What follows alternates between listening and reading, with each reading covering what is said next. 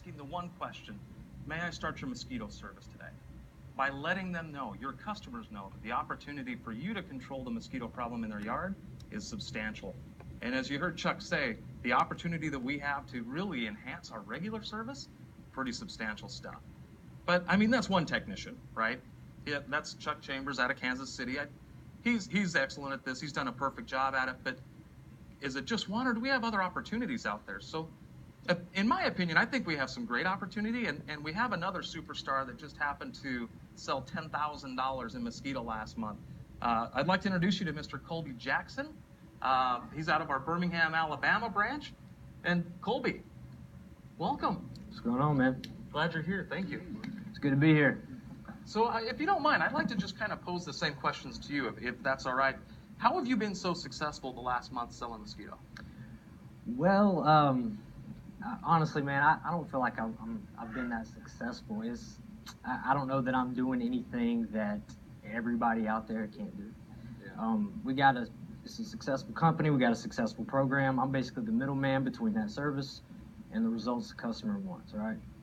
The things that I have done differently this year, though, is I've offered it to everybody, just like Chuck was saying. In the past, I've actually been pretty consistent with mosquito sales. This year, I sold 32 agreements within a 13-day span in the month of February. Wow. And I did that by offering it to everybody. So instead of assuming I knew who wanted it, what they wanted, I just went at them. People that told me no last year, I went at them. And honestly, man, one of the things that I did that really made a difference, my route is a lot of PDSs, about 81%, okay? Wow. Wow. So it's really tough to get face-to-face with these people. And I can't really make all these phone calls. That's not convenient either. I don't want to be bothering these people, so I send out text messages, right? So I can send out 10, 20 text messages. I'm talking to 10 or 20 people, having these conversations back and forth. They can respond to me when it's convenient for them. 22 of those 32 mosquito agreements I sold were 100% by text message to existing customers. Wow. Now, with that said, if that's not something you do with your customers regularly, you don't really want to jump into just texting them like crazy, trying to sell something tomorrow, right?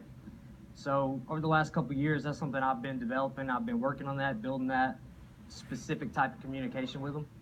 And I understand there's going to be people that have routes where they feel like maybe they've got a certain demographic. Those people might not want to text, that kind of stuff.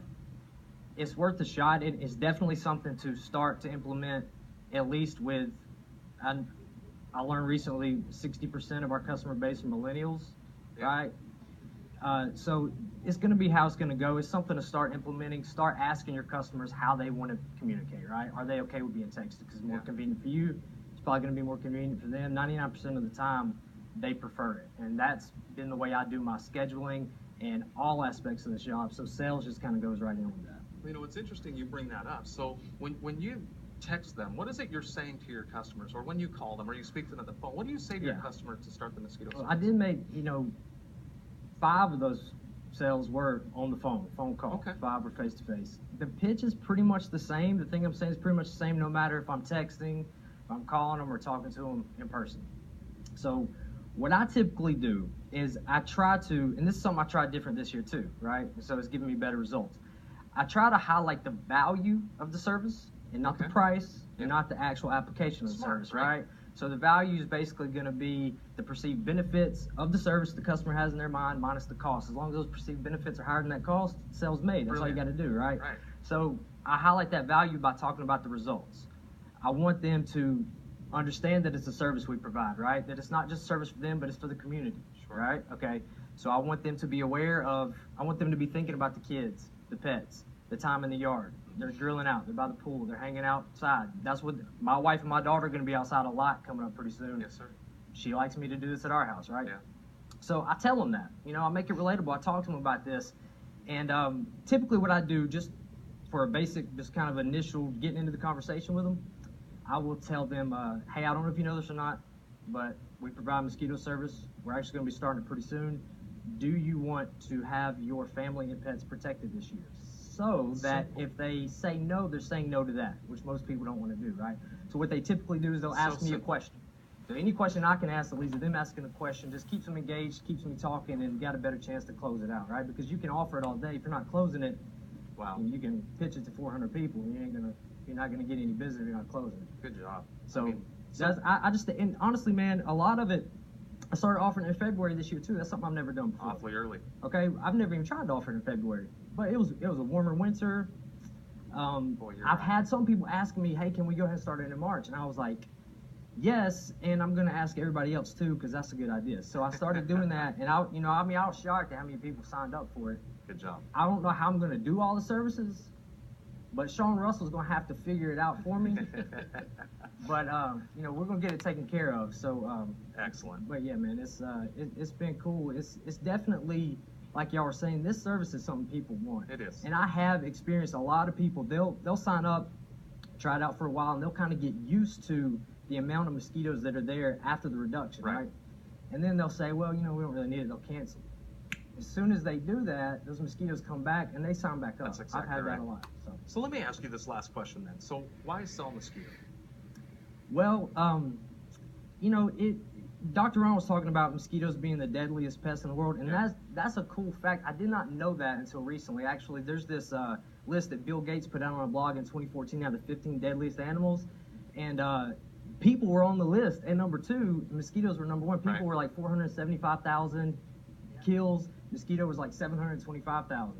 And I don't like to get into too much of the diseases and all that kind of stuff with customers, but if they bring it up, I'll just simply tell them, look, we try to stay away from that stuff, but you've seen the news, you know what's out there, and so I'm keeping them informed, letting them know it's a service, and it is a service. So you ask why sell it? Yes, sir. Because it does improve the quality of our existing services, and it is a good service to provide for the community, right? But the thing that y'all were talking earlier about, it really does help, especially with somebody that does so many PDSs like I do. Sure.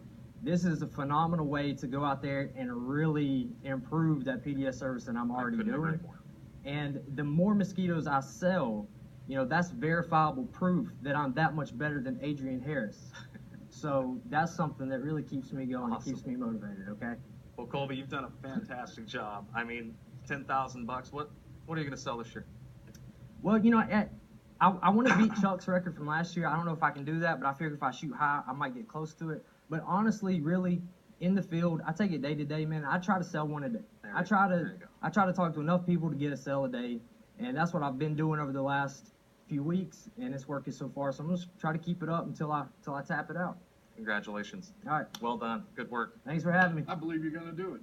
I'm gonna try. If I don't, you have to come help me out. There you go. Very good. Well, Kolby, Chuck, thank you guys. Really appreciate